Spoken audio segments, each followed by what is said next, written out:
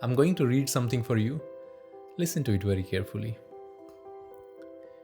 If you can keep your head when all about you are losing theirs and blaming it on you, if you can trust yourself when all men doubt you, but make an allowance for their doubting too, if you can wait and not be tired by waiting, or being lied about, don't deal in lies, or being hated, don't give away to hating, and yet don't look too good nor talk too wise.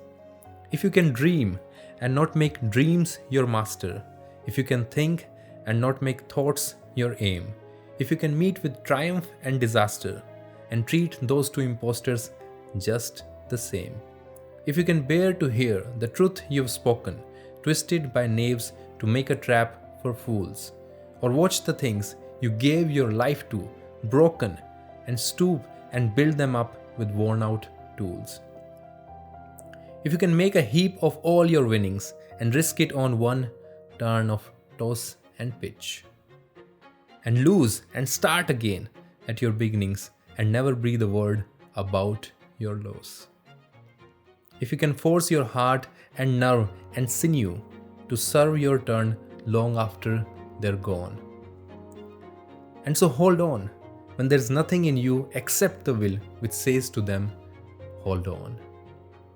If you can talk with crowds and keep your virtue, or walk with kings nor lose the common touch. If neither foes nor loving friends can hurt you, all men count to you, but none too much. If you can fill the unforgiving minute with 60 seconds worth of distance run, yours is the earth and everything that's in it, and which is more, you'll be question mark. Hello, I am Mayank. I'm a PhD researcher working on nano devices, and this video will change your life, at least the way you think about your life. I've been thinking about these things a lot, as the title suggested. And here's my question to you. You heard the poem. If you have heard it before, maybe it might not work for you, you know the answer. But if you've not heard it before, what would you put in the fill in the blank? So I have 3 questions for you. Take a notebook or whatever, or these are easy. I mean, you can remember them. Write down the answer in your head or in your notebook. Question 1, fill in the blank. Let me read the last line for you. You can also see the poem here on the screen. If you can fill the unforgiving minute with 60 seconds worth of distance run, yours is the earth and everything that's in it. And which is more, you'll be. You'll be what? So that's the question number 1. Question number 2 is it a universal advice? The advice that's given in the poem, is it universal? Does it apply to everybody? Third question is, what's missing in the poem? Pause the video, think about it, write your answers. This was an workshop that I attended, and this was the poem that was read to us.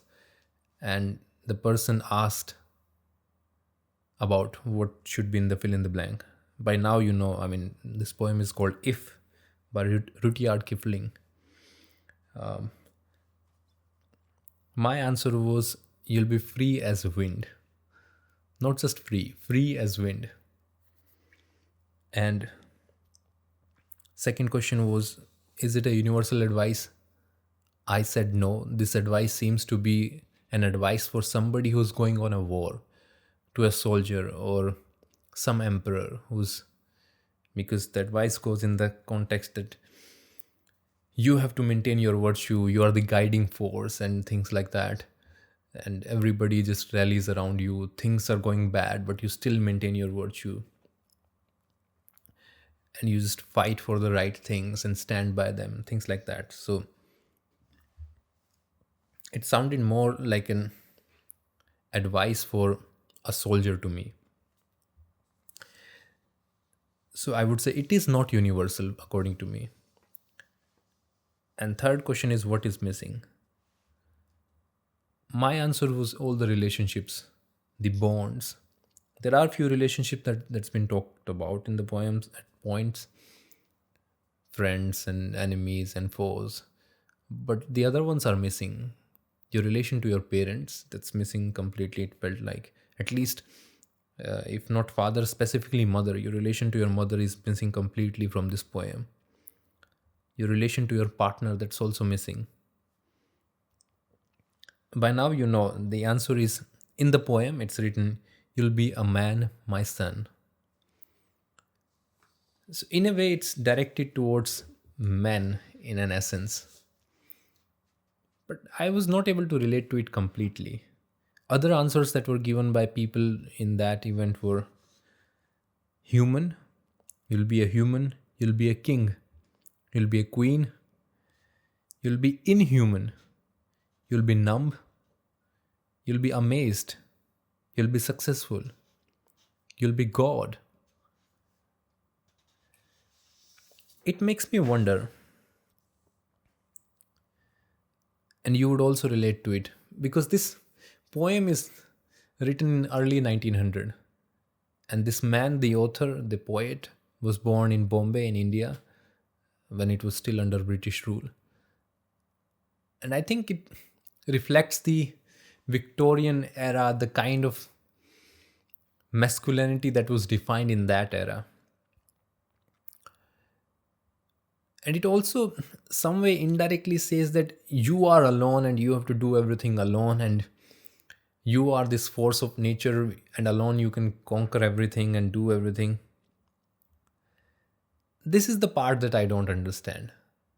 And it's a lie that the internet and all the society that's been, not this society, I would say internet primarily, and the media that's been fueling for past few years or past few decades, I would say. Nobody did it alone. Nobody. And any, I don't want to use abusive words here, but any person or media outlet or any story that tells you that they did it alone, they're lying to us. They're lying to you. They're, because think about it. No human individually is capable enough of producing something extraordinarily marvelous. And that counts people like Einstein too. They stood on the shoulders of giants, people who came before them, people who thought about other things. Einstein took a lot of inspiration from Maxwell and others in that era. Of course, you make incremental steps. The problem is, any innovation, any growth, any industry, it goes through incremental steps. It's just that the steps are being taken all the time. The last person who crosses the finish line seems like they took all the 100 steps. The thing is, the 99 steps were taken by other 99 or 10,000 people collectively. Just the last person who takes the last step gets all the glory. And this gives us a very bad perception that you have to do it alone. You don't need to do it alone. In fact, nobody did it alone. Right? You think about, recently I read two books. Long ago, I heard to the Steve Jobs biography. I was really inspired by this man. And recently, I've been reading The Chip War.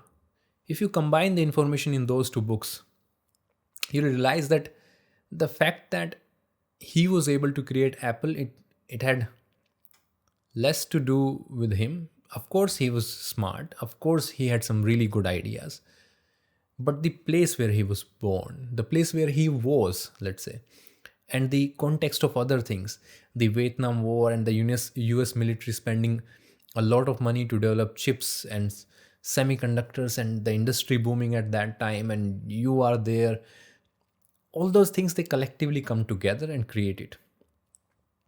So lesson number one that I want to talk about here, which a lot of, if any girl or woman is watching this video, I'm sure that all the ambitious women are also going through the same thing.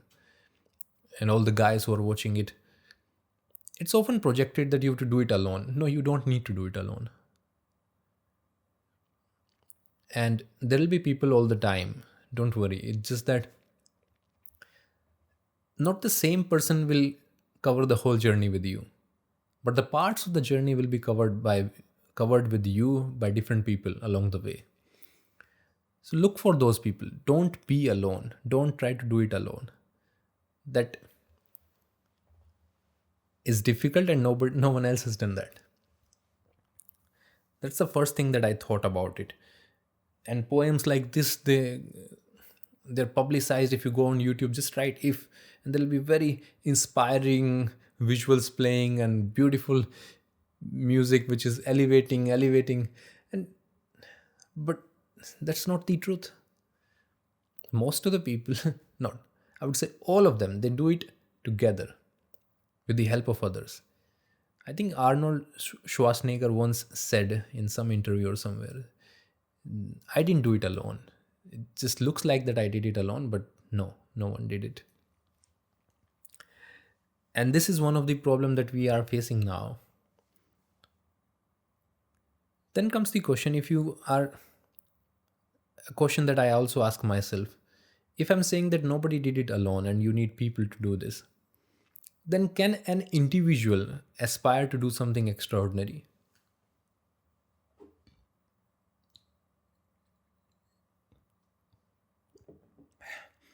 Because if one human cannot do it alone and you cannot find a team or people who can support you in that path, should you not even dream about big things? Should you give up on your dreams? Should you not be ambitious? I would say no. The thing is, one individual alone cannot complete the journey, but an individual can always start the journey. So, your dreams, the things that you aspire to become, you can always start doing them. This is how I perceive it. Let's say I have a dream, and it's a dream in which nobody else believes. That's usually the case because if your dream is big, nobody around you would be able to see the same reality that you're seeing in your head. So it's hard for them to believe. So first you have a dream, then you believe in your dream. So now you have this very strong belief that this is possible. Then you start acting upon it in your own capacity as an individual, whatever you can do, improving your skills, spending more time learning, and all those things. Don't get me wrong, all that things that I said, that doesn't mean that hard work will not be required, or perseverance, or resilience, or your efforts, or dedication will not be required. All those things will be required. So you have this dream, and now you start acting upon it. Your actions solidify your own beliefs that indeed it is possible. And your actions induce a belief in other people who are around you, whether your loved ones, your partner, your friends. And they see you taking these actions. And believe me, if your dream is big enough, you will get tired along the way.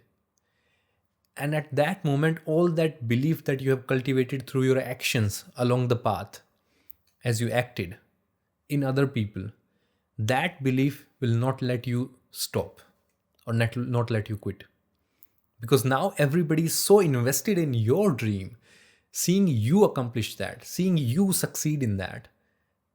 They are so invested that you quitting feels like they are quitting. So your individual belief is not enough to get to your goal or finish line. But your individual belief is good enough to start, and your actions are good enough to ignite belief in others. And that belief pushes you when you are tired. Because if you're thinking believe big, believe me, you'll be tired on forget about halfway. You'll be tired by the time you finish 10% of the journey. And then the rest of the 90% is covered through the belief of others. So this investment sort of that you create, it gives you returns for really long time. Lesson 1, don't do it alone. Nobody did it alone. Have people around you, have faith in them. It's okay, you'll have bad friendships, bad relations, bad partners. Not everybody is lucky to have good parents. All that is true. But there is always someone out there. I've met people whom I didn't expect to help me around. So it always happens. If you look around, there'll be people around you. But if you think that I read this line long ago. It's jumping on another tangent, but doing everything alone is empowering. It feels powerful, but it disconnects one from absorbing what others have done. I forgot the exact essence, but it's something like that. That doing things individually, it feels powerful that you're doing it alone, but it makes it difficult and stops you from absorbing what others have already done. Take help. Second, believe and act. And those actions will create new belief in others. And that will help you go through the line. Then another thing, ambitious people like us suffer time and time again, is the burden of expectations. You want to do things and then you fail. And then all the load of these expectations, it falls on your shoulders. Your parents, your siblings, or that cousin who did it well, and everything is falling on your shoulders now. In this scenario, I don't know, people have different approaches. My personal approach is, I don't see expectations as burden anymore. I see them as opportunity, frankly, if you ask me. Because now, when I see people expecting something out of me, whether my mother or friends or anybody, or even my professor or colleagues, anybody who expects something out of me, I I see it as an opportunity that they expect something out of me because they think that I'm capable of it. It's not because they don't think that I'm good enough to do this. You don't expect things out of people from whom you don't expect the expectations to be fulfilled. When was the last time you expected something out of someone knowing that 100% chance is that they will not fulfill those expectations? So if somebody is expecting something out of you, that means they believe in you. They know that you are capable of more than what you truly think. So I see it as an opportunity now. I think for me, the bad scenario would be where people don't expect things out of you. When people don't expect things out of you, that means they've given hope. And I don't want people to give up hope on me. I I want them to be hopeful. I want them to have expectations larger than life, or in any realm. And it's not just about wealth or money. It's about the other things as well. The impact that you want to make on people, the change that you want to bring in society, or anything. It could be anything. I want them, or the higher moral grounds that they expect you to take. My friends have been brutally honest and been angry on me when I didn't maintain my higher moral grounds that I've set in the past. Of course, we all do mistakes. I have done. And when that happens, they remind you, because you are the one who set higher moral grounds. And now, if you fall below your expectations, they are going to tell you. And in that moment, you have two reactions: one, you accept, which is hard, and two, which is easy, you retaliate. You say things like, who are you to tell me that I have lost my moral ground and this is not right? Everybody is doing this. Okay, but then you're also killing the hope. And there are times, believe me, I've done this mistake. I've retaliated and said to people who loved me, who believed in me, that I can't do this. Your hopes are wrong. The grounds that I set are fake and this and that. But no, that's not true. It's just the fear sometimes of accepting that you are wrong. Sometimes it's our ego as well which is holding us back. I don't know all these things if they'll help you, but these are the three things that I think about men, especially, and also women. Any ambitious kid out there who dreams bigger than their life is going through. So don't try to do it alone. Nobody did it alone. Believe and then act. That will create more belief both in yourself and people around you. And don't feel the burden of expectations. That's all I have to say. And this is an open ended conversation. There is no right or wrong answer to it. It's just a path to discovering what's right for you and what's right for me, what's right for this other person or this person. So everybody has their own compass to guide them. If you would like to share your thoughts, you're free, feel free. If you want to keep them personal, keep them personal. But discuss with your own friends, people with whom you can trust, and talk about things. And anybody who is watching this and going through hard times or where things are not falling in the line, you have to start acting a little bit. Act, and then your actions will convince you again.